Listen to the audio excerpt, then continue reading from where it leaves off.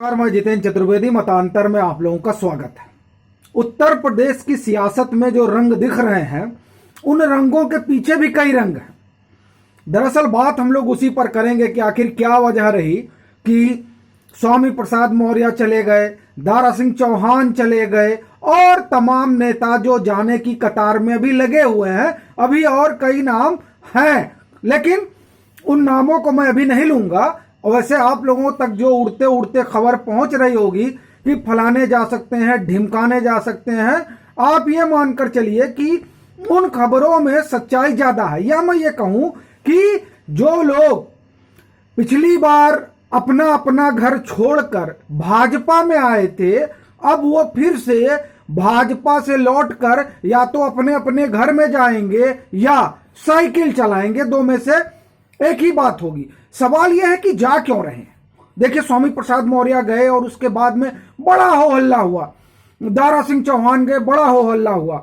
लेकिन असल बात जो है वो लिखी एक वरिष्ठ पत्रकार, आप वो समझिए बड़ा नाम है उनका, उनके फेसबुक वॉल पर आई। नाम है उनका वीर विक्रम बहादुर मिश्र, बड़े पत्रकार हैं। वो लिखते हैं कि स्वामी प्रसाद मौर्य, अच्छा मैं इस पर आऊं उससे पहले चीज आपको और बता दूं, नहीं तो जो है भूल जाऊंगा। आप देखिए, चाहे स्वामी प्रसाद मौर्य हो, चाहे जो है मुकुल वर्मा हो, और चाहे ये धर्मपाल सैनी हो या फिर दारा सिंह चौहान हो, ऐसा जान पड़ता है कि सबका जो लेटर टाइप हुआ इस्तीफा वाला, वो एक ही छापा खाने में गया था और एक ही किसी आदमी ने डिक्टेट किया, और उसमें लाइन बाय लाइन आप देखिए तो ऐसा जान पड़ता है कि एक ही व्यक्ति ने लिखा और सबको सर्कुलेट किया गया और बस उसको सबने अपने अपने लेटर हेड पर चस्पा कर दिया, ऐसा जान पड़ता है। लेकिन उसमें जो बड़ी जबरदस्त बात दिखाई दी वो ये कि देखिए, दलित पिछड़ा इन लोगों का जो है, इन लोगों के साथ न्याय नहीं हुआ। मजेदार बात यह है कि 5 साल इनको समझ में नहीं आया कि जब अन्याय हो रहा है तो चलिए हट जाते हैं, वो ज्यादा बेहतर है। जैसे ओम प्रकाश राजभर को जब लगा कि नहीं, उनके साथ न्याय नहीं हो रहा है, उनके लोगों के साथ न्याय नहीं हो रहा है, तो वो तो हट गए थे। लेकिन यहां क्या हुआ, यहां 5 साल तक सत्ता की मलाई खाई गई और मलाई खाने के बाद कहा गया कि साहब नहीं नहीं, यहां तो दलित पिछड़ों का और जो है नहीं हो पा रहा है। लेकिन हम उस पर एक एक करके आएंगे। बात हम पहले करते हैं स्वामी प्रसाद मौर्य की। वीर विक्रम बहादुर मिश्र वरिष्ठ पत्रकार हैं, बड़ा नाम है इनका उत्तर प्रदेश में। वो क्या लिखते हैं सुनिए।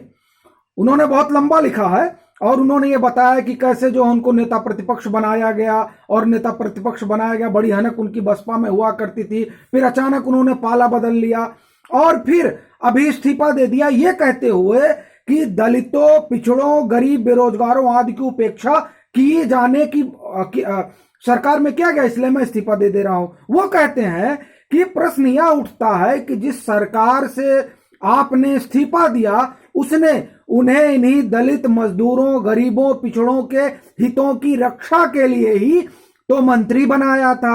उन्होंने अपना काम क्यों नहीं किया? श्रम मंत्री के रूप में, ये श्रम मंत्री थे स्वामी प्रसाद मौर्य, श्रम मंत्री के रूप में इन वर्गों के युवकों, बेरोजगारों को रोजगार की सुरक्षा देने का काम तो उन्हीं का था। उनके नेतृत्व में श्रम विभाग पर श्रमिकों की अपेक्षा पूंजीपतियों का अधिक हितैषी होने का आरोप लगता रहा है। ये मैं नहीं कह रहा हूं, ये वरिष्ठ पत्रकार वीर विक्रम बहादुर मिश्र कह रहे हैं। फेसबुक पर उन्होंने लिखा है और उत्तर प्रदेश के एक वरिष्ठ पत्रकार भास्कर दुबे ने साभार उनकी वॉल से उठाया है। आप फिर से सुनिए। वो कहते हैं कि उनके नेतृत्व में श्रम विभाग पर श्रमिकों की अपेक्षा पूंजीपतियों का अधिक हितैषी होने का आरोप लगता रहा है। वह चाहते तो यह स्थिति सुधार सकते थे। चीनी मिल मजदूरों के वेतन पुनरीक्षण का मामला समिति की नियमित बैठक में ना हो पाने से अधर में ही लटका गया। चर्चा तो यह भी है कि 2 बार से चुनाव हार रहे अपने बेटे को तीसरी बार टिकट ना दिए जाने की बात पर उन्होंने इस्तीफा दिया। ये कौन लिख रहा है? ये लिख रहे हैं वरिष्ठ पत्रकार वीर विक्रम बहादुर मिश्र। अब बताइए, उन्होंने तो पूरी पोली खोल दी कि भाई ये यहां से वहां गए क्यों। अब आते हैं हम लोग दारा सिंह चौहान पर।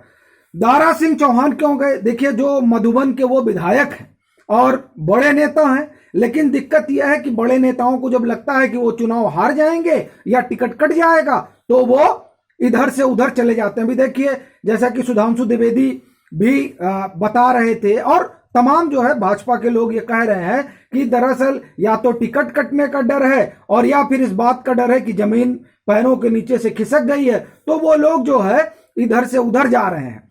तो मधुबन से हैं वो, जो लोग उस कॉन्स्टिट्यूएंसी से आते हैं या जो मऊ आजमगढ़ के लोगों बता रहे हैं कि बड़ी नाराजगी इनके इलाके में है, और उस नाराजगी की वजह से एक समस्या यह है कि चुनाव हार सकते हैं। लेकिन अगर ये समाजवादी पार्टी में जाते हैं तो समाजवादी पार्टी में एक अलग कॉम्बिनेशन बनेगा और वो कॉम्बिनेशन इनको चुनाव जिताने में बड़ा सहयोग करेगा। उसी तरह से और कई नेता जो लाइन में लगे हुए हैं, वो चर्चा यह है कि इसलिए लाइन में लगे हुए हैं और जा रहे हैं क्योंकि उनको इस बात का डर है या उनको इस बात की जानकारी हो चुकी है कि उनका टिकट कट चुका है, और जब टिकट कट चुका है अब यहां से टिकट मिलेगा नहीं, तो वो तो आए ही किसी दूसरे दल से इस दल तक थे, तो अब उनको यहां रहने कोई मतलब नहीं है। तो उन्होंने तय किया कि नहीं, अब ये टिकट देंगे नहीं तो चलते हैं समाजवादी पार्टी में। अच्छा, समाजवादी पार्टी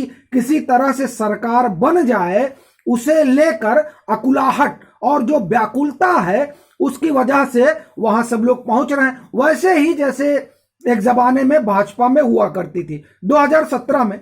तो अब जो है सब लोग आप ये समझिए कि वही या तो घर जा रहे हैं और या तो साइकिल पे बैठ रहे हैं, तो उसी क्रम में साइकिल पर बैठा जा रहा है। और आप देखिए कि अभी साइकिल पर ये जब बैठे स्वामी प्रसाद मौर्य, तो मनोज पांडे नाराज हो गए।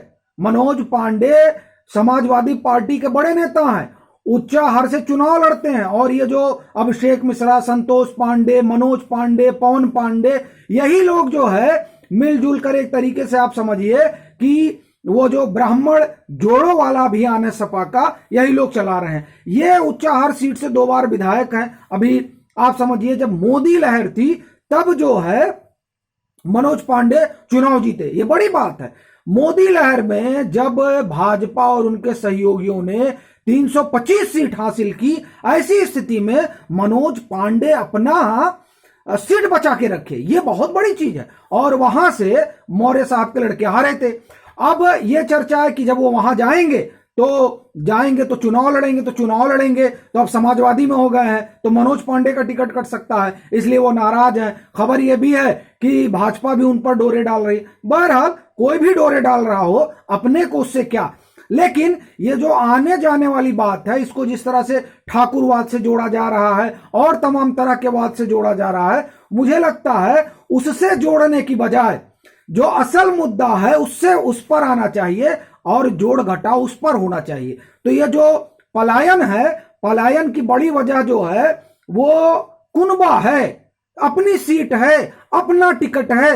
दलित, पिछड़े और हम ये कहें कि वंचित समूहों की अगर चिंता होती तो 2 पार्टियां यहां पर कम से कम 3 दशक तक शासन की। अगर उसमें आप ये 6 भाजपा जब 2017 में आई, उसके पहले वो 2-4 साल निकाल दीजिए तो सपा और बसपा की सरकार थी। लेकिन सपा और बसपा सरकार ने दलित वंचित समूह के लिए कितना किया, ये दलित वंचित समूह से परिचित है। और खासकर जो इन लोगों का अपना कामकाज का तरीका रहा, उस तरीके से किस तरह से वो पिछड़ा, अति पिछड़ा, अत्यंत पिछड़ा, आहत रहा, वो भी सब लोग परिचित हैं। तो दरअसल ये सब कहना तो एक जो आप ये समझिए कि सियासी स्टंट है कि ये हुआ, ये वो हुआ। असल बात ऐसा जान पड़ता है जो वरिष्ठ पत्रकार वीर विक्रम बहादुर मिश्र लिख रहे हैं वो है, या और जो लोग चर्चा कर रहे हैं। बहरहाल अभी ये देखना कि और कौन कौन लोग जो है फिर से साइकिल पर आते हैं, वो उससे और तस्वीर स्पष्ट होगी। अभी के लिए फिलहाल इतना ही। अगर आप मतांतर से नहीं जुड़े हैं तो जुड़िए, वीडियो को लाइक कीजिए, शेयर कीजिए और अपने सुझाव जरूर साझा कीजिए।